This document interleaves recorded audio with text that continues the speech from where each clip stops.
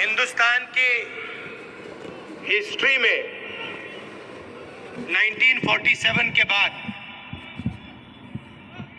बहुत सारी union territories को स्टेट बनाया गया,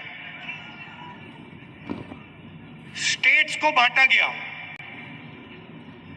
आंध्र प्रदेश में से तेलंगाना बना,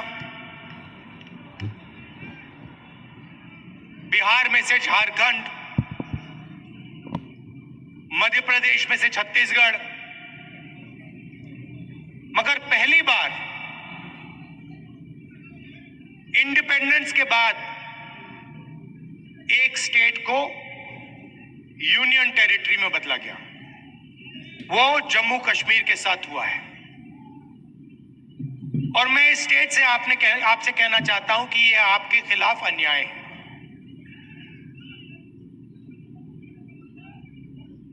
आपका लोकतांत्रिक हक आपसे छीन लिया गया है और आज जम्मू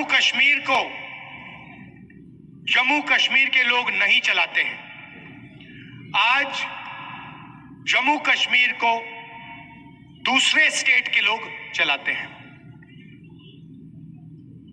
हमने सोचा था कि चुनाव से पहले आपको स्टेटहुड वापस मिल जाएगा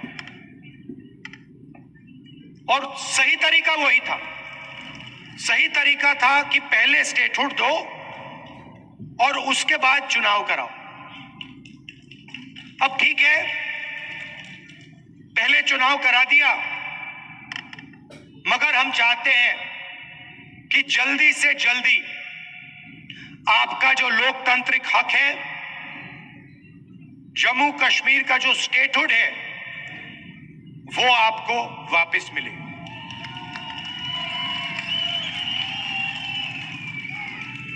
ये हिंदुस्तान की हिस्ट्री में पहले कभी नहीं हुआ है कि किसी स्टेट से हमने उनका अधिकार छीन लिया और स्टेट को यूनियन टेरिटरी में बदल दिया। पहली बार हुआ है और मैं सही बोलूं तो ये कभी नहीं होना चाहिए। किसी और स्टेट के साथ ये कभी नहीं होना चाहिए। और मैं आपको यहां गारंटी देता हूं कि अगर बीजेपी ने आपको स्टेटहुड नहीं दिया तो हम विपक्ष में हैं, हम इंडिया गठबंधन का पूरा दम आपको स्टेटहुड दिलवाने में लगा देंगे। पार्लियामेंट का इस्तेमाल करेंगे, लोकसभा का इस्तेमाल करेंगे, राज्यसभा का, सड़कों में उतरेंगे और हम आपको जो आपका हक है वापस दिलाएंगे। और अगर किसी कारण बीजेपी ने नहीं माना तो फिर हम पहला काम, जैसे ही इंडिया गठबंधन की सरकार बनेगी, जो बनने जा रही है, पहला काम हम जम्मू और कश्मीर के लोगों को स्टेटहुड देने का करेंगे।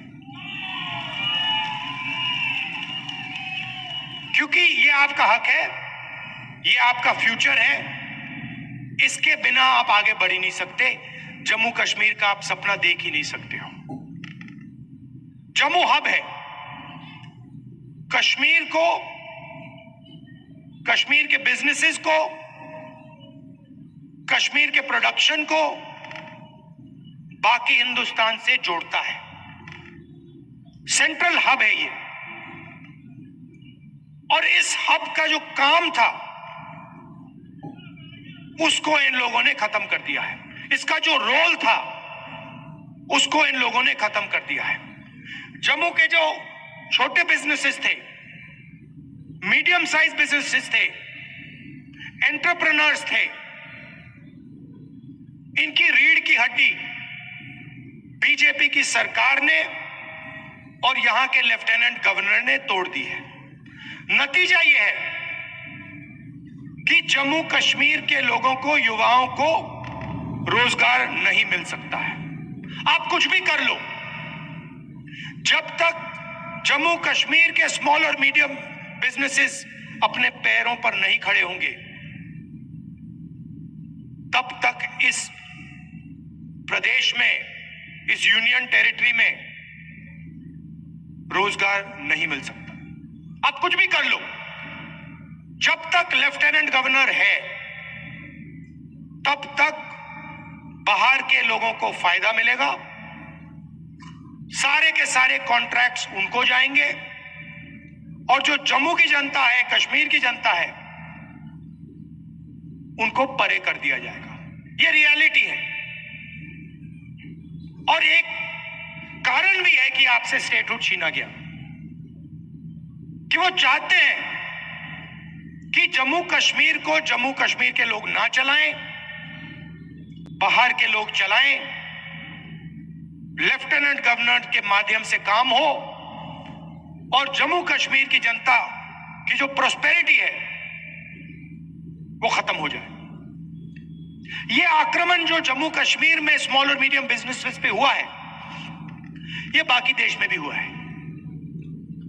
पूरी सरकार अदानी अंबानी जैसे अरबपतियों के लिए चलती है।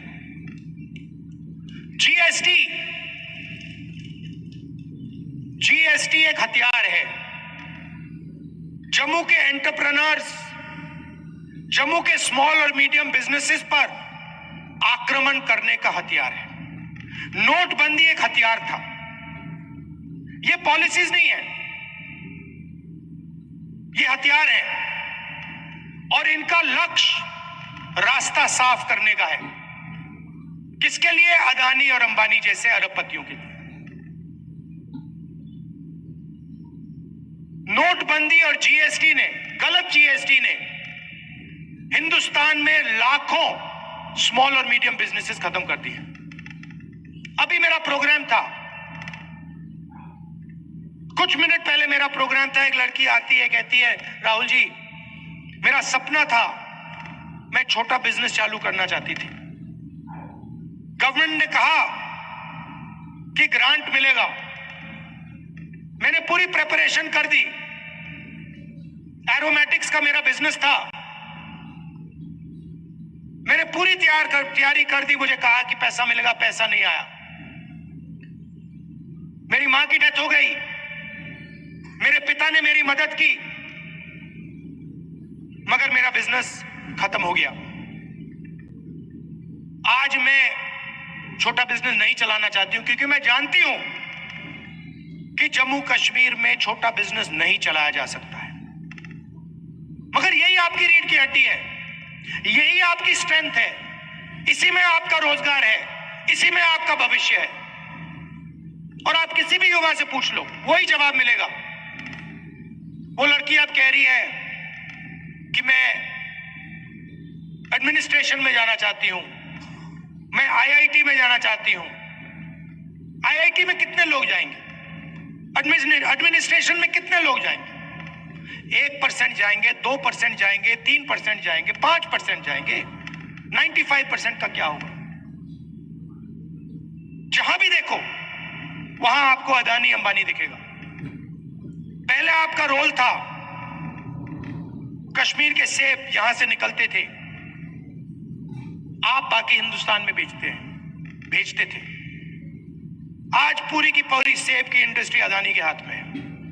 हिमाचल का सेब अदानी के हाथ में, जम्मू कश्मीर का सेब अदानी के हाथ में। और ये हर इंडस्ट्री में यही हो रहा है। एयरपोर्ट पे जाते अडानी टैक्स, पोर्ट में जाओगे अदानी टैक्स, मोबाइल फोन चलाओगे अंबानी टैक्स, सड़क पे चलोगे अदानी टैक्स, अनाज में अदानी टैक्स, सेना हथियार का प्रयोग करेगी अदानी टैक्स, कारतूस अदानी टैक्स, अग्निवीर अदानी टैक्स। ये कब तक चलेगा? 16 लाख करोड़ रुपए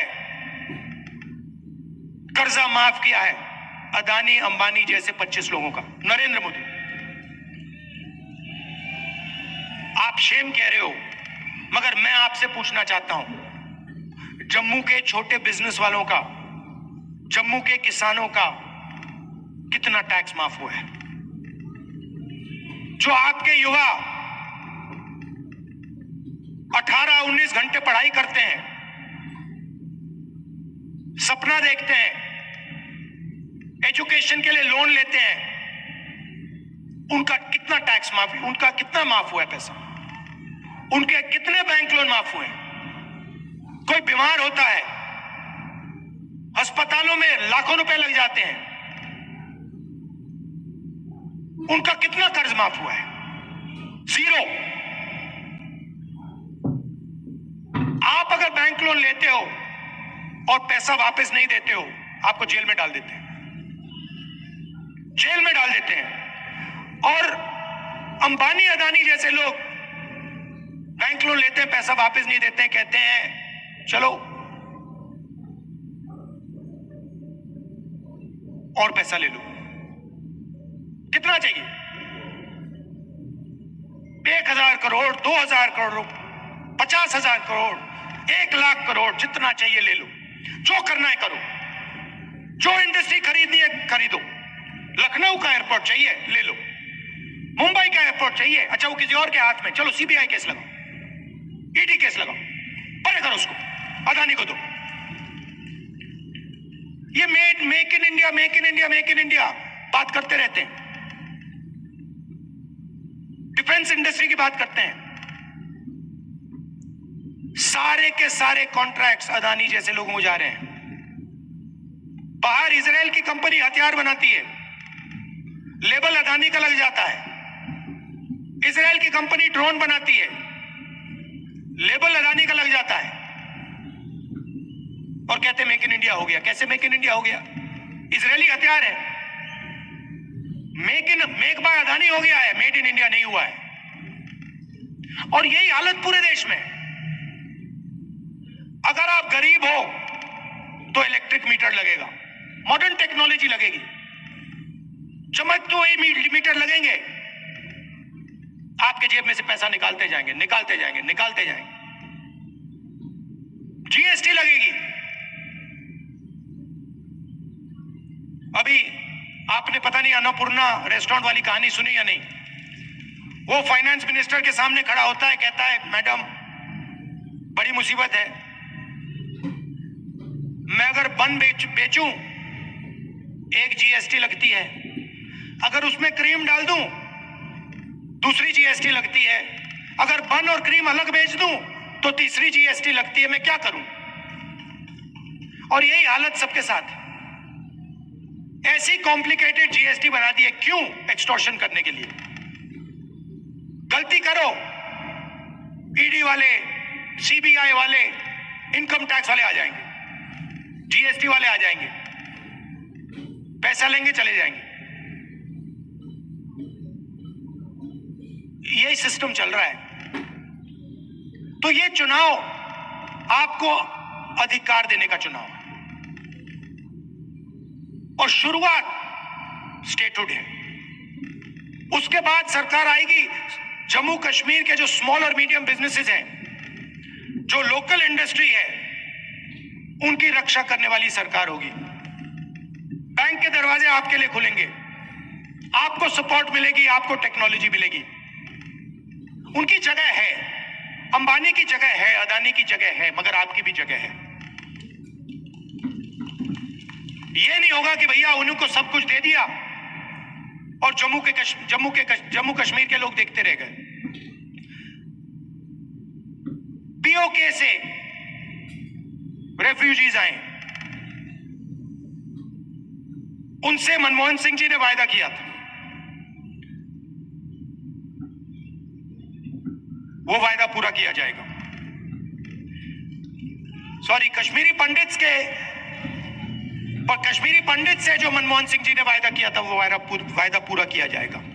और जो हमारे रेफ्यूजीज हैं, जो पाकिस्तान ऑक्यूपाइड जेएनके से आए हैं, 2014 में जो उनको वायदा किया गया था फाइनेंशियल पैकेज का, वो भी हम पूरा करके दिखाएंगे। ये जो स्मार्ट मीटर्स लगा रखे हैं, ये जो नरेंद्र मोदी जी की टेक्नोलॉजी है, इसको हम यहां से हटा देंगे, ये हमें नहीं चाहिए। और जो पंजाबी है, इसको हम ऑफिशियल लैंग्वेज बना देंगे। मगर मेन बात मैं आपसे कहना चाहता हूं कि देखिए, एक तरफ हिंदुस्तान के प्रधानमंत्री हैं, उनका डायरेक्ट कनेक्शन ऊपर है, वो भगवान से बात करते हैं, सुबह उठते हैं, वो कहते हैं कि भैया मैं नॉन बायोलॉजिकल हूं। आप लोग बायोलॉजिकल हो, नरेंद्र मोदी नॉन बायोलॉजिकल है, वो इंसान नहीं है, वो डायरेक्ट भगवान से कनेक्शन लेता है। सुबह भगवान उनसे कहते हैं क्या करना है, वो करते हैं। हम इंसान हैं, हम आप जैसे हैं, हम आपकी बात सुनना चाहते हैं, समझना चाहते हैं, और ये दिल का रिश्ता है।